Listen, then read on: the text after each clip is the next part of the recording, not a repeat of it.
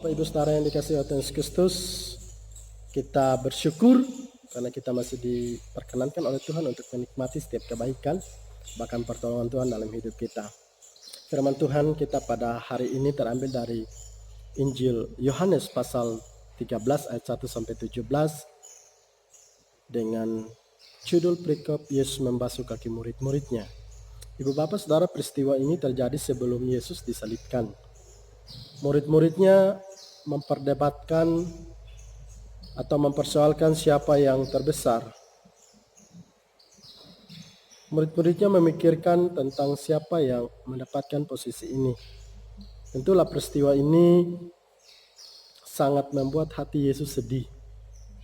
Karena Yesus berada dalam posisi mempersiapkan diri untuk menghadapi kematiannya. Nah, ibu bapak saudara yang dikasihi oleh Yesus Kristus, Yesus tahu bahwa saatnya sudah tiba. Dia akan beralih dari dunia ke tempat Bapaknya. Nah, ibu bapak saudara yang dikasihi oleh Yesus Kristus, dalam peristiwa ini dengan spontan Yesus dia membasuh kaki murid-muridnya. Dan pembasuhan ini membawa tanggapan yang beragam dari murid-muridnya.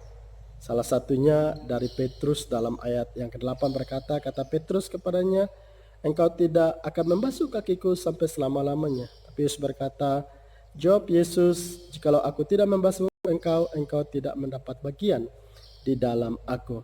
Nah, hal ini dilakukan oleh Yesus dengan memberikan contoh sebuah keteladanan sikap sebagai seorang hamba yang datang untuk melayani, bukan dilayani. Karena itu ibu bapak saudara yang dikasihi oleh Tuhan Yesus Kristus, pemahaman ini memberikan kita suatu pengertian bahwa Allah yang menjadi manusia, dia meninggalkan taktanya, turun ke dalam dunia untuk menjadi sama seperti manusia, dan dia meninggalkan kemuliaannya untuk melayani manusia.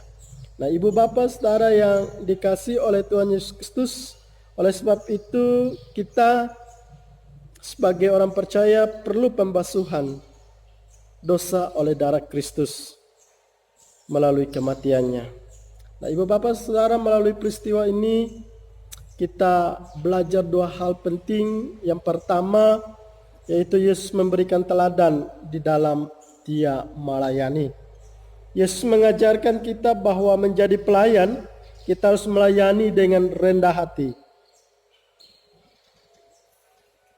Ketulusan, melayani dengan ketulusan hati, melayani dengan mengasihi sesama di dalam kita melakukan pelayanan.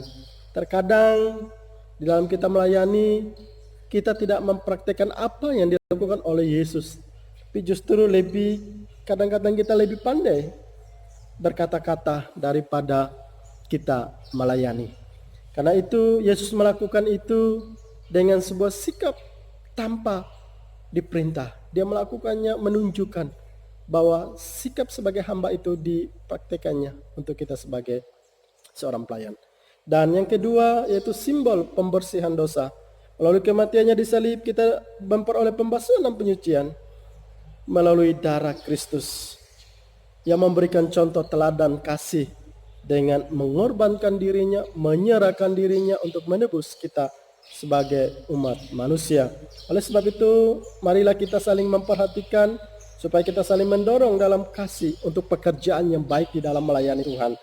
Mari kita mengasihi dengan tulus ikhlas seperti Kristus telah mengasihi kita. Amin. Untuk firman Tuhan, Tuhan Yesus memberkati kita semua.